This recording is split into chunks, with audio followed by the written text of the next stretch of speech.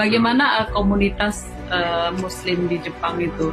Yeah, so however, compared to 24 years ago, 24. We have so much hope that we're growing. Muslim community is growing. Like 24 years ago, we have just 2 masjid or Islamic centers, but now more than 100. Tunggu dulu. Jadi alhamdulillah kalau dibandingkan 20 tahun yang lalu, Masya Allah saat ini perkembangan kaum muslim atau muslim di Jepang tuh semakin meningkat, Masya Allah. Mungkin bagi ustadz-ustadz, I just add little bit. Bagi ustadz yang pernah ke Jepang, pasti bisa membedakan misalnya 10 tahun yang lalu ke Jepang dan saat ini ke Jepang. Masya Allah, sudah banyak sekali pertumbuhan masjid di Jepang yang tadi hanya 2, kalau nggak salah itu di Kobe dan di Tokyo saja. Sekarang sudah ada sekitar 100 masjid di seluruh Jepang, maksudnya dari Hokkaido ke Okinawa. Ya. Sekarang jumlah masjid, Masya Allah, sudah ada sekitar 100 masjid. So there is one so-called Indonesia masjid in Tokyo juga. Bahkan, Masya Allah, di Tokyo itu ada 1 masjid Indonesia. And our center, Islamic Chiba Culture Islamic Center, had many donations from Indonesia. Bahkan Islamic Culture Center itu sebagian dananya itu mendapatkan sumbangan dari masyarakat Indonesia, yaitu melalui kitabisa.com, dan itu fenomenal banget karena itu luar biasa. Kita mendapatkan bantuan sekitar 3, sekian miliar.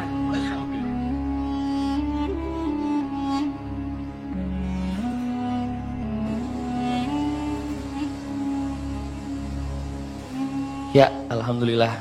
Dan jadi tambahan informasinya, CV beliau itu sudah memeluk Islam dari zaman kuliah. Dan alhamdulillah beliau sangat menekuni. Jadi kalau orang Jepang itu Pak, kalau sudah komitmen, itu dia pasti akan sungguh-sungguh.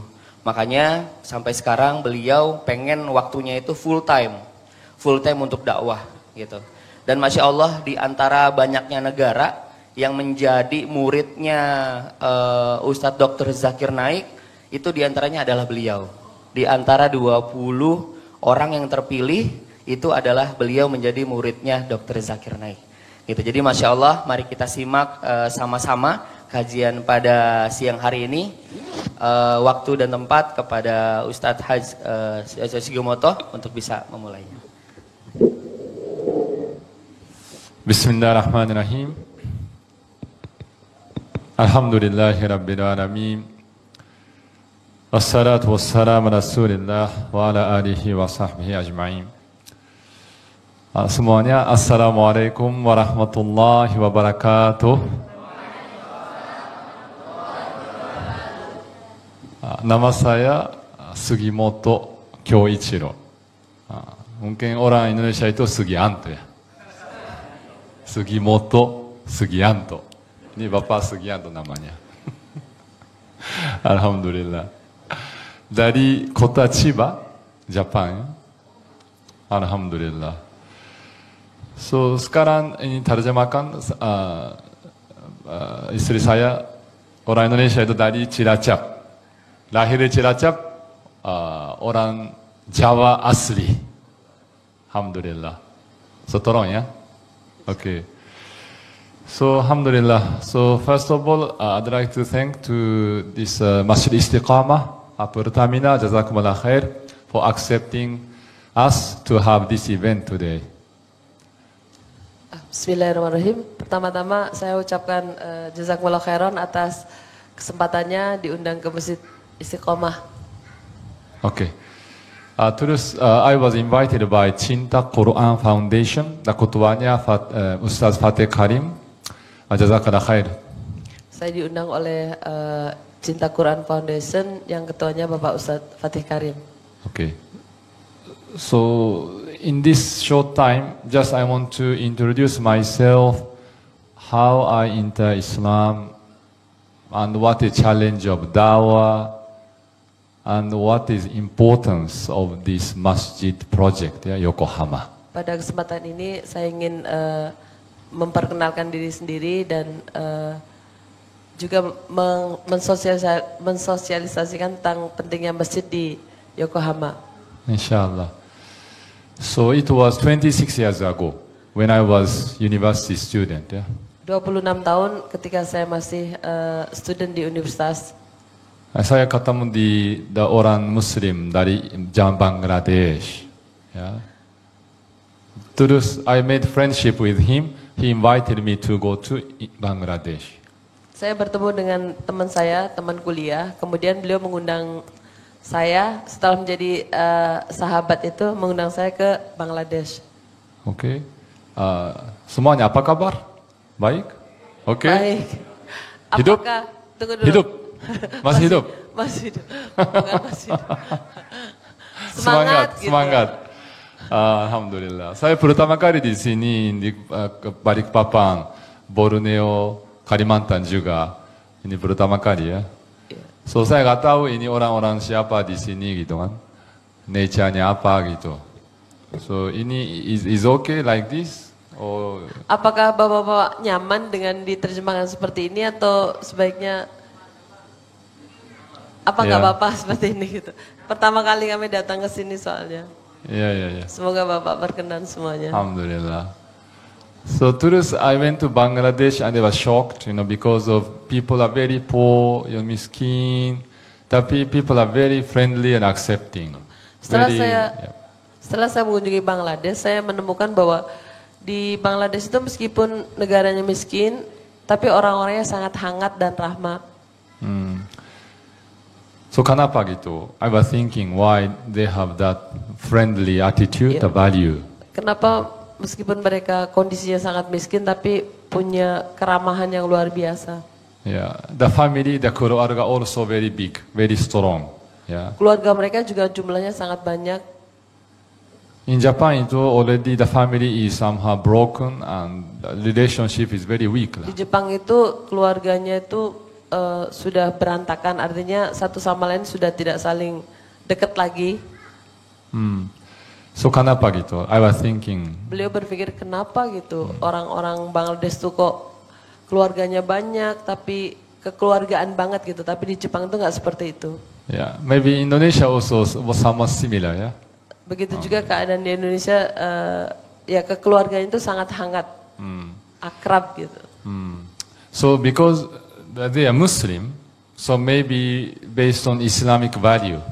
Beliau berpikir, mungkin karena mereka beragama Islam, mungkin nilai-nilai Islam lah yang menjadikan mereka itu seperti itu. So I went back to Japan. I found the Quran in Japanese language, and I read many times. Kemudian beliau kembali ke Jepang setelah main ke rumah temannya dari Bangladesh, balik ke Jepang dan beliau mulai mencari tahu tentang Islam dan menemukan buku Al-Quran di perpustakaan yang ada artinya dalam bahasa Jepang. I found two unique concepts ya. Ada dua konsep yang unik di dalam Al-Quran itu. Itu konsep of akhirat and the concept of tauhid. Ya, konsep akhirat tentang akhirat dan konsep tauhid. Japanese people they will not think about life after death. This life is the end. Orang Jepang itu nggak pernah mikirin tentang akhirat. Mereka hanya berpikir tentang dunia yang di sini aja. Saya juga kaget before reading the Quran, I never think about life after death. Never think about. Beliau juga kaget selama ini juga nggak pernah mikir tentang hidup setelah kematian. But siapanya bilang? Actually, who said this life is the end? Ya, siapa yang bilang gitu kalau hidup ini hanya di sini saja? Nobody said. Just we think that because we cannot see akhirat. That's why everybody think that there is nothing there. Ya, beliau berpikir bahwa nggak ada yang mengajarkan bahwa hidup itu hanya di sini saja gitu. But the Quran said again and again, there is a life after death. We have to prepare for it. Ya, dalam Al-Quran tuh berulang-ulang kali dinyatakan bahwa ada hari kemudian gitu atau hari akhirat. So I was thinking, okay, this is very positive, good idea to believe after death lah. Beliau berpikir bahwa ini hal yang sangat positif banget gitu, memikirkan bahwa kehidupan itu akan bisa berlanjut sampai nanti di akhirat. Because paradise, this endless happiness, endless bliss will continue. how long we can live this life? Maybe maximum 100 years in Japan, but next life is khalidina fiha, Ya, abada. sebab kehidupan di akhirat itu adalah selama-lamanya apabila kita bisa masuk surga. Oh, that's very good, right? Yeah. So why I have to limit my life, this life? You know? Itu bagus banget konsepnya gitu. Kenapa saya harus membatasi kehidupan ini hanya di sini aja? So I unlimited my life, Yeah. unlimited my life perspective. Like. Unlimited. Sepanjang selamanya, maksudnya kehidupan itu bisa selamanya ternyata. Yeah, so I like this idea. Okay, it's good. It's more hope in the future. Because in Japan, bunuh diri itu banyak. Population decrease, marriage decrease. Kenapa? Because people worry in the future. Oh, ya. The hope-nya kurang sedikit. Beliau sangat menyukai tentang ide ini bahwa kehidupan itu akan bisa selamanya gitu, bahwa sementara orang Jepang itu tidak punya harapan gitu. Kenapa? Angka bunuh diri, kemudian tidak mau menikah ataupun tidak punya anak itu semakin meningkat gitu, karena mereka khawatir gitu tentang kehidupan ini tidak akan bisa memberikan harapan gitu. Mereka tidak punya harapan gitu. Okay? Yeah. Okay? Translation, okay, fine. Maybe many people understand English, I think. Apa translation saya bisa dipahami, Bapak? Pahami, bagus. Okay. Alhamdulillah, alhamdulillah. So, how to enter paradise? Next question. Berikutnya pertanyaannya, bagaimana bisa masuk surga? So, Quran say clearly, wa atiullah wa atiur rasul. Al-Quran sangat jelas menyatakan bahwa taatlah kepada Allah dan taatlah kepada Rasul. So, alhamdulillah, but we have no idea who is Allah. Kemudian beliau mikir lagi itu, lalu siapa Allah itu? Because in Japan, Tuhannya banyak. Ya, karena di Jepang itu mereka meyakini Tuhan itu banyak, atau agama Shinto. Maybe long time ago Indonesia juga in Hinduism, right? Mungkin So believe like animism, many gods, right? It's ya similar. mungkin di Indonesia juga dulunya seperti itu kan, basicnya orang Hindu dan Buddha dan mempercayai banyak Tuhan juga. So the concept of Allah is nggak ada in Japan. Oh, konsep tentang Allah itu nggak ada di Jepang.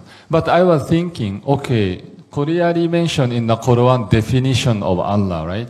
In the Surah Ikhlas said, "Qul huwallahu ahad." Say He is Allah one and only. Di dalam Al-Quran jelas sekali dikatakan penjelasannya bahwa Bismillahirrahmanirrahim, Qul huwallahu ahad. Katakanlah bahwa Allah itu satu. Oh, so definition ada gitu kan? Oh, jadi definisi Allah itu ternyata ada gitu. So I was thinking, if this world is created by creator, is possible. It's possible to explain that. Beliau berpikir bahwa kalau di dunia ini hanya satu saja Tuhannya, apa mungkin gitu? Ternyata mungkin banget. But do we need many gods? Not necessary. Oh, apakah perlu banyak Tuhan untuk menciptakan dunia ini? Ternyata nggak perlu juga. So this idea of many gods, where this idea actually came from? Sebenarnya ide banyak Tuhan itu dari mana?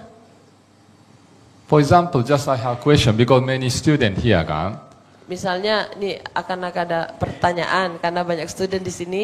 Sedikit mikir, sedikit exercise. If we are like at home and then there is a bell, ping gitu kan? Oh ya, misalnya dalam rumah kalian nih ada orang mencet bel pingpong gitu. Yeah. Ping. Terus it means somebody come. Berarti kan seseorang tuh akan datang kan? But berapa orang? Kira-kira berapa orang yang mencet Datang. bel tadi kira-kira? Berapa? Ada yang bisa jawab? Berapa? Berapa orang? Kira-kira berapa? Ada yang tahu nggak? Ada yang kalau mencet bel itu ada orangnya pasti kan? Kira-kira berapa orang yang mencet bel tadi? One. Satu. What about other opinion? Ada yang punya jawaban lain? Maybe more than one. Bisa jadi mungkin lebih dari satu. Bisa jadi. Bisa. Maybe keluarga banyak, teman-temannya banyak datang. Iya. Ya kan? So how to check the number of people? Bagaimana untuk ngecek berapa orang yang mencet bel tadi? Ngintip. Buka pintunya. Ya, diintip buka pintunya. Yeah, otherwise see the monitor. Atau lihat di monitor. Yeah. They understand how many people kan. Akan jelas itu siapa orang yang datang, berapa orang yang datang. Okay, now we think about the creator lah. Now we have a design, yeah. Mari We kita as a design, right? pikirkan tentang penciptaan. So there must be a designer lah, design of human being, design of universe, right? Segala sesuatu pasti ada yang mendesain semuanya ini, mendesain alam semesta Ya dan kan? manusia. Yeah. At least one lah. We need at least one. Sekurang-kurangnya pasti ada satu. But there is a desainer. possibility of banyak creatornya. Tapi ada kemungkinan juga banyak yang menciptakannya. Then how to identify, how to check Bagaimana how many creator, how many designer? gimana cara ngeceknya gitu, berapa yang menciptakannya itu? Bagaimana? Gimana cara ngeceknya gitu, misalnya desainer itu satu atau banyak, bagaimana cara ngeceknya? Ada yang bisa jawab? Is it clear? The question is clear? Yes. Okay. Ada yang bisa The jawab? silence means tidak bisa. Tidak. Yeah. Yes. Why? Because we cannot see God, we Yeah. cannot see Creator, we cannot touch Him. Ya, kenapa nggak bisa dijawab? Karena kita nggak bisa melihat pencipta, nggak bisa menyentuh dan nggak bisa merasakan. Yep. So now only we think logically lah. Jadi kita berpikir secara logis, secara logik. This is at the bell. Okay. At least we need one person to push the button to bell the ring. One is a must, right? Seperti tadi perumpamaannya gitu, ketika orang mencet bel itu pasti dibutuhkan satu orang untuk mencet gitu. Cannot be zero lah. Nggak mungkin nol, nggak mungkin nggak ada yang mencet gitu. Because there is sound. Karena ada suara, ada terdengar suara. Minimum one. Okay. Yeah. Even ourselves, okay, we exist. That's why we are the evidence of at least one creator lah. Iya. Seperti penciptaan diri kita gitu. Kita sebagai bukti terciptanya kita, sekurang-kurangnya pasti ada satu yang menciptakannya. So one is must. Satu itu kepastian. But do we need many? Apakah perlu banyak orang gitu untuk menciptakan kita? Not necessary. Not necessary to have many, to have us. Iya, tidak perlu banyak Tuhan untuk menciptakan kita. But problem is a possibility lah. This non-Muslim says that possible. Oh, Maybe more gods. Imagination. iya. Kalau orang Jepang berpikirnya bisa juga, bisa jadi banyak Tuhan juga untuk menciptakan satu karya atau satu ciptaan. Mereka berpikirnya seperti itu. Yeah. So we need to check where this idea come from. This come from this old book called the Kojiki. Yeah. It's written by human being lah. Ternyata ide banyaknya Tuhan itu adalah terdapat dalam manuskrip kuno dalam buku Kojiki yang ditulis oleh manusia. Yeah. So itu imagination. Actually these gods Tuhan-Tuhannya actually they are jin. Iya. Ternyata apa yang ditulis itu Tuhan yang mereka sangka Tuhan itu adalah sebenarnya jin yang mereka yang maksudkan. They have never seen the millions of gods. They never heard the voice of many gods. They Mereka never juga- touch. It means it doesn't exist. Mereka juga tidak pernah menyentuh, melihat Tuhan-Tuhan itu. Artinya apa yang mereka yakini itu tidak ada. So Alhamdulillah. So biologically, by necessity, we need one God and this cukup. Yep. It's all can explain all. Ya. Secara necessity, kebutuhan itu kita memerlukan cukup satu Tuhan. Yeah. So I understand this very simple idea of God. Yeah, this concept. So I like it. Beliau memahami konsep tentang ketuhanan itu sehingga beliau menyukainya tentang ide ini. So terus, the Quran has 600 pages long. Yeah, it's a lot of contents. So maybe there is strange teaching or dangerous teaching or not. I want to check. Quran itu terdiri dari 600 600 6.000 600 pages. 600 pages. Jadi selain tadi menemukan kebenaran-kebenaran dalam Al-Quran, beliau juga mulai mencari kelemahan-kelemahan dalam Al-Quran atau ajaran-ajaran yang mungkin bahaya. So I've never found such a Ternyata teaching. beliau tidak menemukan hal-hal yang tidak baik gitu. So alhamdulillah, so I accept this book is the word of God, is a truth. Akhirnya beliau mengakui kebenaran Al-Quran itu bahwa ya tentang kebenaran dalam Al-Quran itu. So gimana what to do next? Because just reading the book is no improvement lah. Just baca Quran is not improvement because Islam is a religion lah. Yeah. It's a practice, it's a faith. Jadi ketika hanya mempelajari Al-Quran saja selama 1 tahun itu, terus gimana gitu, masih nggak ada improvement dalam dirinya. Tapi Islam itu satu agama yang harus dipraktekkan. Yeah. For example, have you ever eaten sushi? Siapa yang sudah makan sushi? Siapa yang sudah pernah makan sushi? Ada yang Okay. But most of you have not yet experienced. Mungkin ada sebagian yang belum pernah makan sushi. Yeah. For example, if I show you the picture of sushi and I describe sushi itu begini, but maybe you do not understand. Misalnya beliau menerangkan gitu, sushi itu rasanya begini, bentuknya begini. Mungkin bagi yang belum pernah memakannya pasti tetap nggak paham. But simple way is just to eat it. Oh. Do you understand? Paling simple itu langsung dicoba makan aja, baru kalian bisa paham. So similarly, if I just research Quran or Islam from far distance, I will not understand lah. Ya, jadi kalau sekedar hanya membaca buku atau membuat riset tentang Al-Quran, sulit akan difahami. So have to practice. I mean, to masuk Islam, it means I eat Islam. Masuk.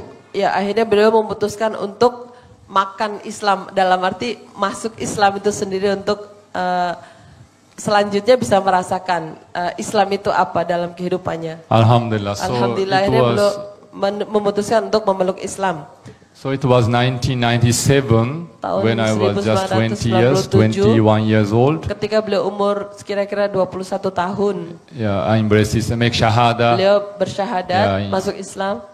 Then I studied master. Then I married with my wife in Kobe Masjid. Kemudian beliau menyelesaikan studi masternya di Kobe University. Setelah sebelumnya menikah dulu dengan istrinya. Terus I study in Malaysia, International Islam University. Kemudian beliau langsung melanjutkan kuliahnya di International Islamic University Malaysia. So after that I come back to Tokyo and start working Japanese company. But I was always feeling that I need to involve in dawah for the Japanese non-Muslim. Beliau mengambil jurusan Islamic Education waktu di Malaysia. Kemudian setelah selesai kembali ke Jepang dan mulai bekerja di perusahaan Jepang seperti biasa. Tapi jiwanya tuh selalu gelisah gitu. Bagaimana ingin menyampaikan dakwah ini kepada seluruh orang Jepang. Yeah, the Quran says that "Udu ila sabili rabbika bil hikmati wal mau'izatil hasanah wajadilhum billati ahsan." So invite the people to the way of your Lord with wisdom and good instruction. Jadi beliau selalu teringat Al-Quran yang tadi dibacakan bahwa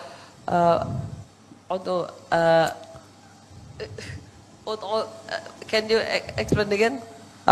Invite the people to the way of your Lord. Oke, mengundang seluruh manusia untuk di jalan Allah.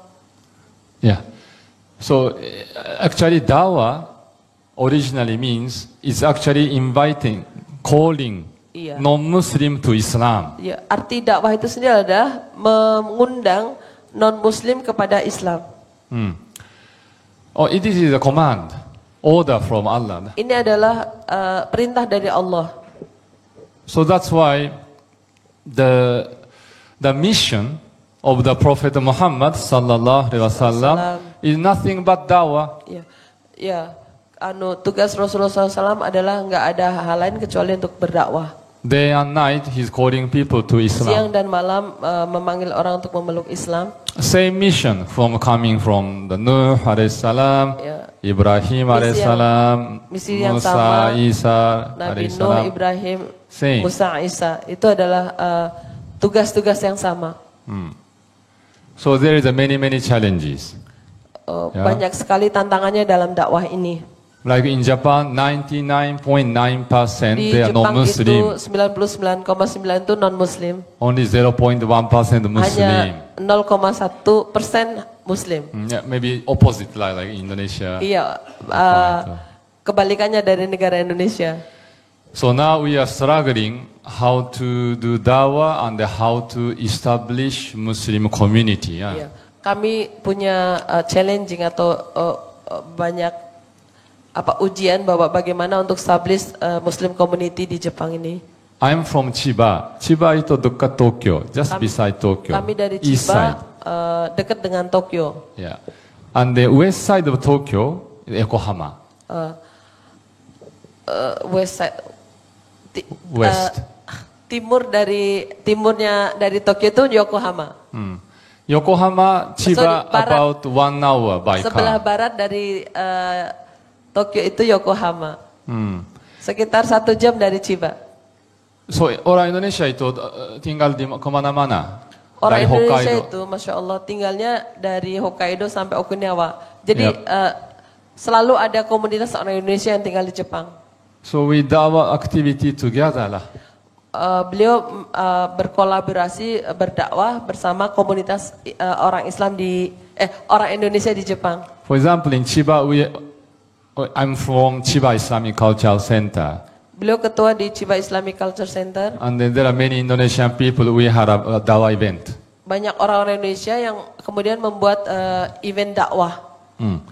Terus we had a collaboration with Indonesian community in Yokohama also. Kemudian beliau punya kolaborasi dengan komunitas orang Indonesia yang ada di Yokohama. You saw some photos, yeah, Yokohama people, this orang Indonesia, Ya, about tadi- 50 to 100 orang Indonesia di sana. Jadi di Yokohama itu tadi seperti dilihat di foto yang ditayangkan, sekitar 50 sampai 100 orang Indonesia yang tinggal di Yokohama. They are basically social workers and nurses. Basicnya mereka tuh social workers dan perawat. Yeah, because many old people in Japan, so Indonesian people supporting these old Japanese people. Yeah. Ya. Jadi di Jepang itu sekarang terlalu banyak orang-orang yang sudah tua dan Indonesia tuh mensupport Jepang dalam hal pengadaan para perawat ini untuk merawat lansia. So, but they have no masjid. Mereka tapi nggak punya masjid. So just you can imagine if this Balikpapan, Iya. no masjid, gimana? Bayangin seandainya Bapak di Balikpapan tuh nggak ada satupun masjid, kira-kira gimana?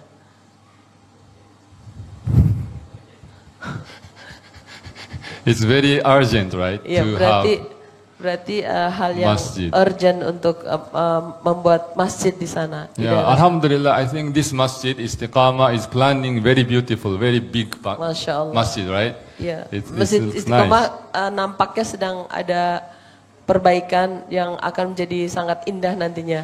Yeah, so innamal mu'minuna ikhwah. Yeah. Yeah. So mu'min, we are brothers, right? Yes. Especially now the brothers, Indonesian brothers and sisters in Yokohama, they are looking for a masjid. Yeah. So this ketuanya namanya Arif, Pak Arif dari Purbalingga. They are asking support lah. Ya. So I support, we support. Jadi sesungguhnya orang mukmin itu bersaudara. Jadi karena di Yokohama itu adalah komunitas orang Muslim yang ketuanya Pak Arif, sehingga beliau itu mensupport pendirian masjid di Yokohama. So sekarang ini ketua itu Cinta Quran Foundation ini Ustaz Fatih Karim is now in Japan Sekarang to promoting. Bahkan Ustadz Fatih Karim saja beliau belusukan ke Jepang untuk mempromosikan, mengajak kaum muslimin yang ada di Jepang juga menyumbang untuk pendirian masjid di Yokohama ini. The people are crying. Just Ustaz Fatih Karim he just make dua, and the people are so much crying because they are so needed. Iya, mereka tuh betul-betul karena membutuhkan masjid, mereka sampai berurai air mata ketika berdoa bersama-sama Ustadz Fatih Karim waktu di Jepang itu. So inshallah, so this is the way of Allah, and this is the sadaqah jariyah, continuous investment for akhirah. Iya.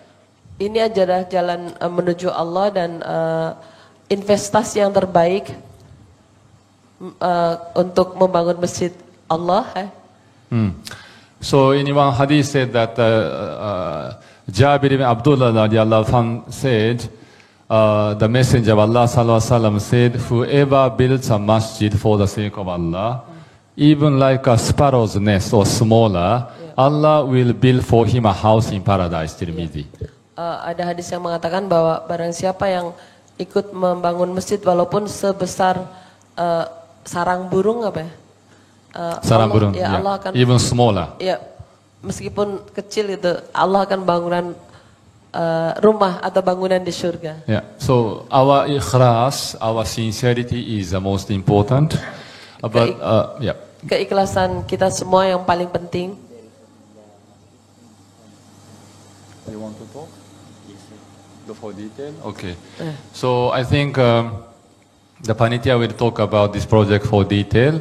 But for me, this is our investment for akhirah. So we support as much as possible.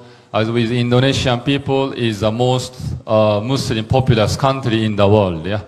So if each people have even little contribution, you have banyak. Orang Indonesia banyak. So we have good network.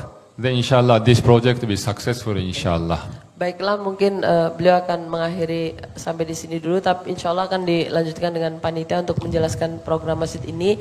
Sekali lagi bukan banyaknya, tapi keikhlasan bapak-bapak semuanya, sehingga dengan saling bekerja sama, insya Allah akan menjadi satu hal yang besar. Dan so lastly, just I started this IG. Oh iya, beliau itu nggak main sosial media, jadi pertama kali beliau tuh buat IG itu ketika sampai di Indonesia. Jadi silakan kalau bapak-bapak ingin tahu up to date selanjutnya berapa yang sudah terkumpul, bisa dilihat di IG-nya. Ya, Haji Sugimoto gitu. HAJJ SUGIMOTO. HAJJ gitu. @Haji Sugimoto, HAJJ Sugimoto. So it will be updated, information will be updated. Bapak-bapak bisa melihat perkembangannya sejauh mana, apa donasi masjid itu terus berlanjut. Silahkan dicek, kalau setiap hari itu akan ada laporannya di situ. We just started for this project, right? Because before I only use Facebook only, but Ustaz Fatih Karim said you have to start. Iya. Indonesian people they love to use the IG-nya. Iya, silakan mungkin bisa dilihat ya di IG-nya, sekali lagi @Haj Sugimoto, HAJJ Sugimoto. Yeah, just to spread information saja, it maybe it's very helpful. Semoga bapak-bapak juga bisa menyampaikan informasi kepada teman tetangga tentang proyek ini, itu akan sangat membantu kami semua. Amin insyaallah. So jazakumullah khair for your kind listening. Terima kasih banyak. Assalamualaikum warahmatullahi wabarakatuh. Waalaikumsalam warahmatullahi wabarakatuh. Waalaikumsalam warahmatullahi wabarakatuh. Ada buka pertanyaan? Ini Bunda mohon maaf karena ada agenda lagi setelah ini dari siap. masjid. Mungkin nanti insya Allah bisa setelah acara.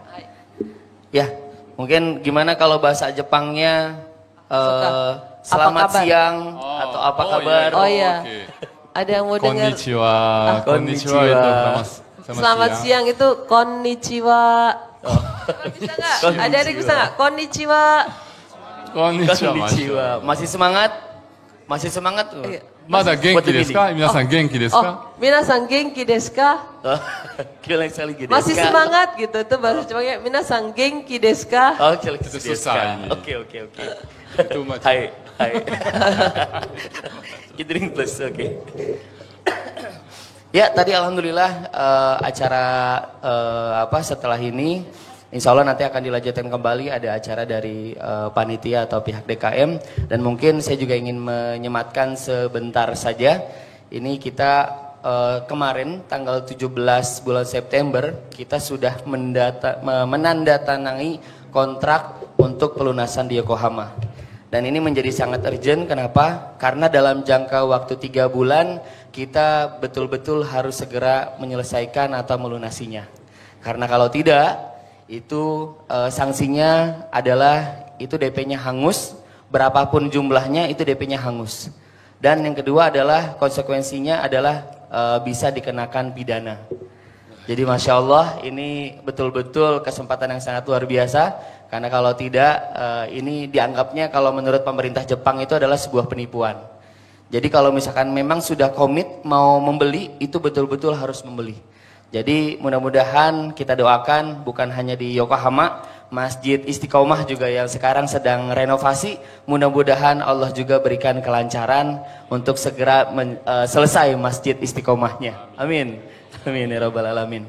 Baik, di tangan Bapak Ibu semua di situ ada form komitmen. Form komitmen itu silahkan diisi nama, nomor WA, dan jumlah komitmennya berapa. Jadi ada yang 12 juta itu sekitar per meternya sekitar segitu. Dan juga ada yang 5 juta, ada yang 1 juta, dan juga berapapun jumlahnya. Selama 3 bulan ini kami berikhtiar, mudah-mudahan dalam jangka waktu 3 bulan uang 7 miliar itu sudah di tangan Yokohama. Amin. Mudah-mudahan bisa menjadi cahaya yang terang benderang Islam di sana, dan warga Balikpapan ini menjadi saksi. Oh, Yokohama itu pernah datang ke sini gitu. Jadi kami pernah menginvestasikan harta kami di sana, Masya Allah. Jadi insya Allah nanti kalau teman-teman ke Jepang jangan lupa mampir ke Yokohama, Jepang. Ya, jadi silakan diisi dan nanti dikembalikan ke panitia yang ada di luar sana. Dan selanjutnya alhamdulillah jazakallah khair, juga kami mendapatkan apresiasi dan juga ada seremonial dari DKM yang akan menyerahkan donasi langsung, donation to Yokohama sebesar Rp6.500.000. Masya Allah. Mungkin untuk perwakilan silakan maju ke depan untuk menyerahkan kepada Ustadz Sugimoto.